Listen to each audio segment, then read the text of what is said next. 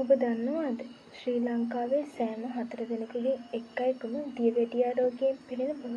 මේ දියවැඩියා රෝගය කියන්නේ රුධිරයේ ඇති සීනි මට්ටම සාමාන්‍ය ප්‍රමාණයට වඩා ඉහළ යාමයි. එයට ප්‍රධානතම හේතුව වෙන්නේ සිරුරේ නිපදවෙන ඉන්සියුලින් හෝමෝනය නිසලෙස ක්‍රියා නොකිරීම හෝ ප්‍රමාණවත් තරම් නිපද වෙන්නේ නැතිවීමයි.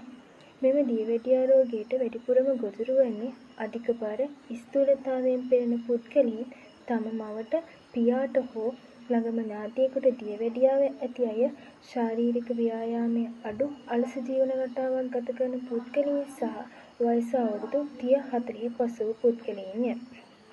අධික ලෙස සීනි, පිටි සහ තෙල් සහිත ආහාර ලබා ගැනීම, මානසික ආතතිය, ප්‍රමාණවත් තරම් නිින්ද නොමැතිවීම සහ ප්‍රමාණවත් තරම් ජලය පානය නොකිරීම, දුම්පානය සහ මද්යසාර භාවිතය මෙම දියවැඩියා රෝගය ඇතිවීමට ප්‍රධාන ලෙස බලපානවා. දියවැඩියාව සම්පූර්ණයෙන්ම සුව කිරීමට නොහැකි වුවත් වෛද්‍ය උපදෙස් මත නිසි ප්‍රතිකාර ලබා ගැනීම, වරින් වර සීනි පරීක්ෂා කිරීම, පාදවල තුවාල ඇති නොවීමට වග බලා ගැනීම මත මෙම රෝගය පාලනය කර ගැනීමට පුළුවන්.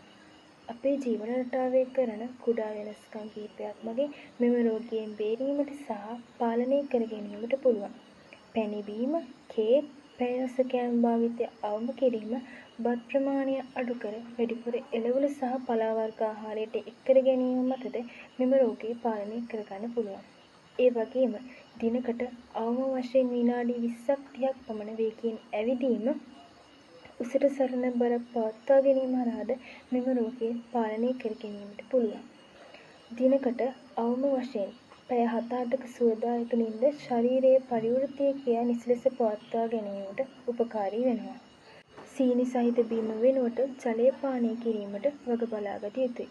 නිවැරදි ආහාර වේලක් සහ ක්‍රියාශීලී ජීවිතයක් මගින් දියවැඩියාව පරාජය කර නිරෝගීව සිටීමට අප සැමට හැකියාව තිබේ.